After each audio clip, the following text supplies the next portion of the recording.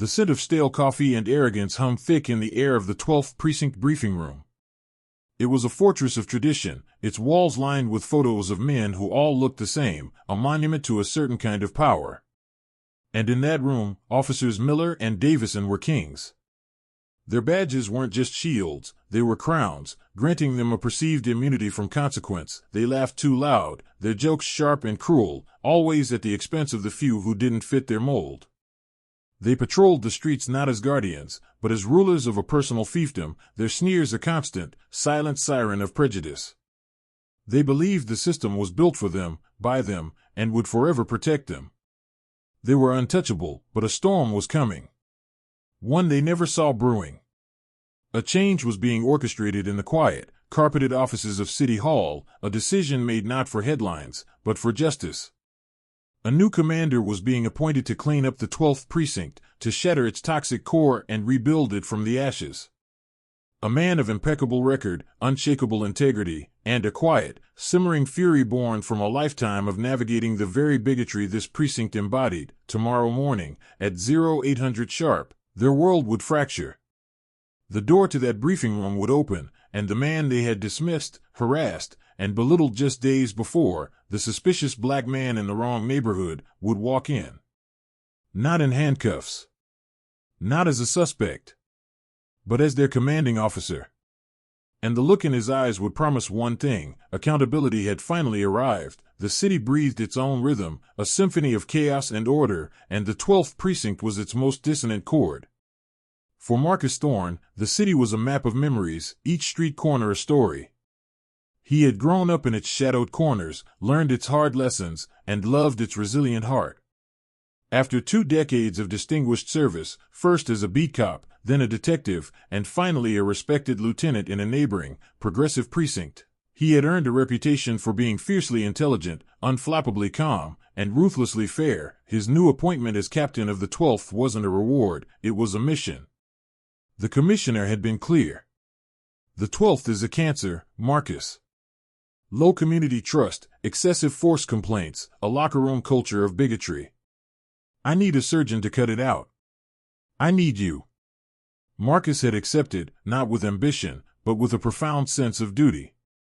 He saw it as a chance to heal, to build bridges where others had built walls. A week before his official start date, he decided to walk the precinct's territory. He wanted to feel its pulse, to understand its people without the filter of a badge and a uniform. He dressed in a dark, comfortable sweater and jeans, looking like any other professional enjoying an evening stroll. He observed the vibrant community, the families on their porches, the old men playing chess in the park. He also saw the nervous glances when a squad car slowly cruised by, the subtle tension that gripped people's shoulders. He saw the problem, not as a statistic in a report, but alive in the fearful eyes of his community. That's when the cruiser pulled up beside him. 2 officers, their faces set in masks of bored contempt. Miller, with his close-cropped hair and bulldog jaw, was driving. Davison, taller and leaner, had a perpetual smirk that never reached his cold eyes. Evening, Miller said, his tone not a greeting but a challenge. Out for a walk, Marcus simply nodded, his posture relaxed but his instincts, honed over 20 years, going on high alert. He recognized the tone, the casual, probing aggression designed to intimidate. This is a nice neighborhood, Davison chimed in, leaning out the window. You live around here?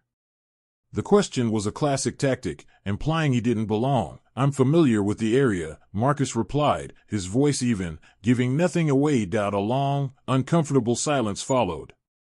Marcus could feel their eyes scanning him, not as a man, but as a potential problem to be categorized. He saw the moment their prejudice overrode their training. He didn't look poor, he didn't look threatening, but he was a black man in an affluent part of their beat, and that was enough. Mind showing some ID? Miller asked, the request a clear command. Marcus paused. He could have ended it right there. He could have flashed his badge, watched their smug faces crumple into panic. But a deeper curiosity took hold. He wanted to see the full, unfiltered performance. He needed to understand the depth of the rod he was about to excise. With a calm that seemed to irritate them, he slowly retrieved his wallet and handed over his driver's license. Davison took it, shining his flashlight on it with unnecessary drama. Marcus Thorne, he read aloud, as if announcing a criminal. They ran his name, the crackle of the radio filling the tense air. Finding nothing, the disappointment was palpable. Miller handed the license back, his lip curled. All right. Move along. And maybe find a new route for your evening walks. You're making people nervous. The cruiser pulled away, leaving Marcus standing on the sidewalk. He wasn't angry, he was resolved. The humiliation was a cold ember in his chest, not for himself, but for every person who had ever been on the receiving end of that same, vile script. He pocketed his license and looked toward the precinct house, its brick facade glowing under the streetlights. Soon, he thought. Very soon, the next few days were a masterclass in the subtle and not-so-subtle mechanics of systemic bias. Marcus continued his reconnaissance, now often in a suit, observing the precinct's operations from the periphery.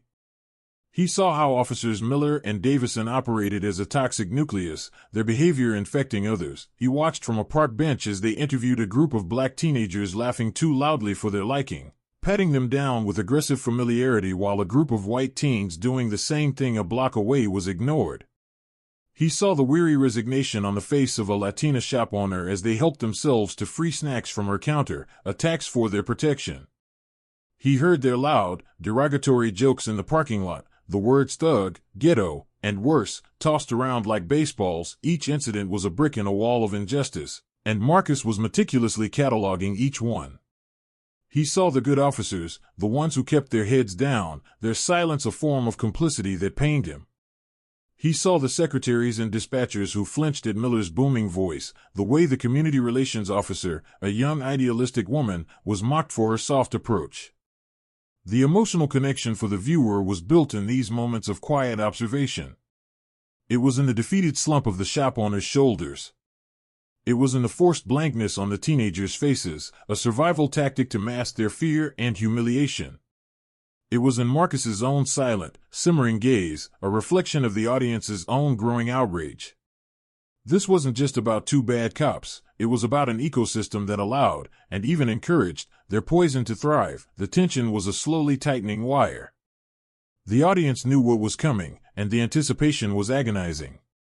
Every smug laugh from Miller, every cruel prank by Davison, like putting a disparaging bumper sticker on the community officer's car, was another log on the fire. Ensuring their eventual downfall would be that much more cathartic. The day before Marcus's official start, he arranged a meeting with the outgoing captain, a weak-willed man eager to retire and avoid any more drama. Marcus arrived early, again in a sharp suit, and was waiting in the captain's office when Miller barged in without knocking, holding a paperwork file. "Cap, need you to sign off on this use of force report from the other night," Miller said, his voice a gravelly demand. He stopped short when he saw Marcus. His eyes narrowed, a flicker of vague recognition followed by dismissive confusion. He looked Marcus up and down, the suit clearly not computing with the man he'd harassed on the street. The captain, flustered, said, "Not now, Miller. Can't you see I'm in a meeting?" Miller's eyes lingered on Marcus, a silent question hanging in the air. "What is someone like you doing in here?" He left without another word, but the look he shot Marcus was pure, unadulterated contempt. The door clicked shut, and the wire of tension pulled taut one final, critical inch. The stage was set .0800. The briefing room was a cacophony of scraping chairs, low chatter, and the smell of cheap aftershave and cheaper coffee. Miller and Davison held court at the center, holding forth on the previous night's game, their voices dominating the room. The air was thick with a familiar, casual entitlement. The door at the front of the room opened. The outgoing captain walked in, looking relieved and nervous. The room quieted slightly. "All right, settle down," the captain said, his voice lacking authority. "I'll make this quick. As you know, my retirement starts today. It's been something." A few obligatory chuckles. "City Hall has appointed your new commanding officer. He's a highly decorated, proven leader, and he's been tasked with implementing some new initiatives. I expect you to give him your full cooperation." The captain's tone suggested the opposite. It suggested resistance. Miller and Davison exchanged a smirk. New initiatives, code for political nonsense. They were ready to wait out another pencil pusher, so, without further ado, the captain said, "I give you Captain Marcus Thorne." He stepped aside. For a heartbeat, there was nothing. Then, a figure emerged from the hallway and walked to the podium. The sound of his polished dress shoes on the linoleum floor was the only sound in the suddenly, utterly silent room. He stood tall, shoulders back, his posture radiating an authority that was both innate and earned. He placed his hands on the podium and swept his gaze across the faces of his new subordinates. His eyes were calm, intelligent, and utterly unforgiving. The silence stretched, becoming heavy, oppressive. The recognition was not instant for everyone. But for Miller and Davison, it was like a physical blow. Davison's smirk melted off his face as if washed away by acid. His jaw went slack, his eyes wide with dawning, horrific comprehension. The man from the street. The man they'd told to move along. The man in the suit in the captain's office. It all snapped into a terrifying, impossible focus. Miller's reaction was slower, more visceral. His face, usually flushed with arrogance, drained of all color, leaving a pasty, sickly white. His hands, which had been resting confidently on his belt, clenched into fists. He stared, unblinking, as if trying to force the image in front of him to change. It was a violation of their world's natural order. It was an impossibility made flesh. The rest of the room watched the silent drama playing out on their colleagues' faces. Confused but sensing a seismic shift, Marcus let the silence hang. Let the weight of his presence crush the arrogance in the room. He watched the blood drain from Miller's face, saw the panic in Davison's eyes. He saw the moment their entire worldview shattered. Then, he leaned slightly into the microphone. His voice, when it came, was not a roar. It was a low, controlled, and deadly calm instrument that carried to every corner of the dead silent room. "Good morning," he began, his eyes finally breaking from the two stunned officers to scan the entire room. "I am Captain Thorne. Some of you may feel you recognize me." He paused, letting the implication sink in deeply. "And I certainly recognize some of you." His gaze returned to Miller and Davison, pinning them to their seats. "The party is over," he said, his voice dropping even lower, becoming almost conversational, yet dripping with unmistakable intent. "The days of operating this precinct as a private club with a membership based on prejudice and privilege are finished. As of this moment, the rules have changed. My rules." He straightened up, his expression transforming from calm observation to steely command. "Officers Miller, Davison, my office. Now, the rest of you are dismissed to your duties.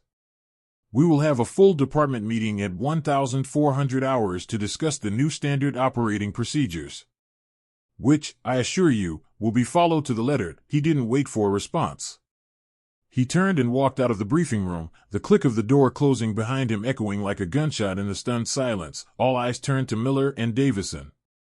They were statues of shame and shock, their untouchable aura evaporating before the entire precinct.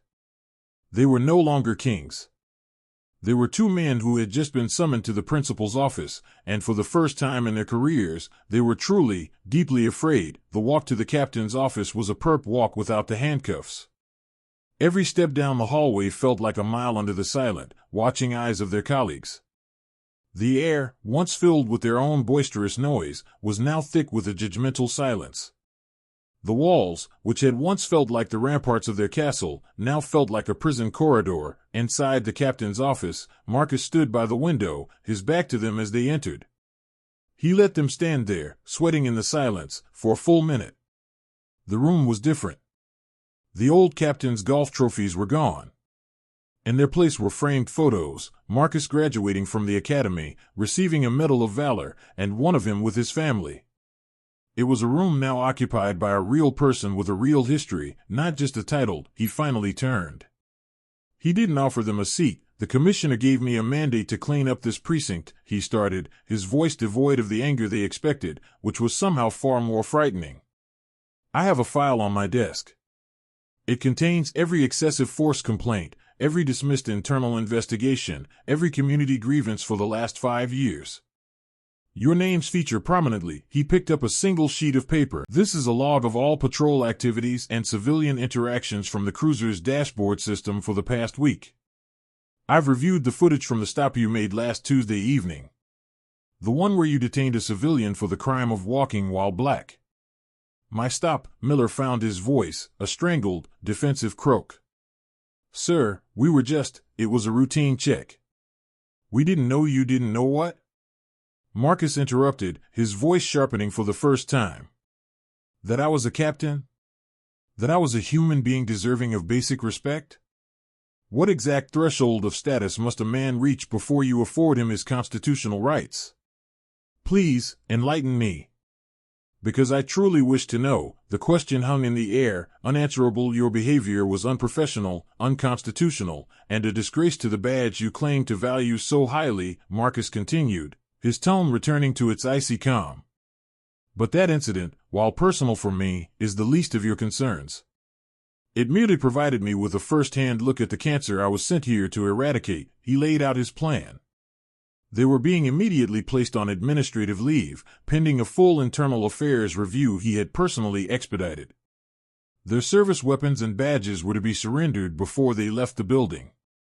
Every case they had touched in the last year would be re-examined for bias. He spoke not with vengeance, but with the meticulous, devastating precision of a surgeon removing a tumor. This precinct will change, he said, his final words to them. It will become a place that serves its community, all of its community, with respect and integrity. You have a choice. You can fight this, and you will lose. Or you can accept the consequences of your actions and perhaps, one day, understand why they were wrong. You are dismissed. The meeting with the entire precinct at 1,400 hours was a revelation.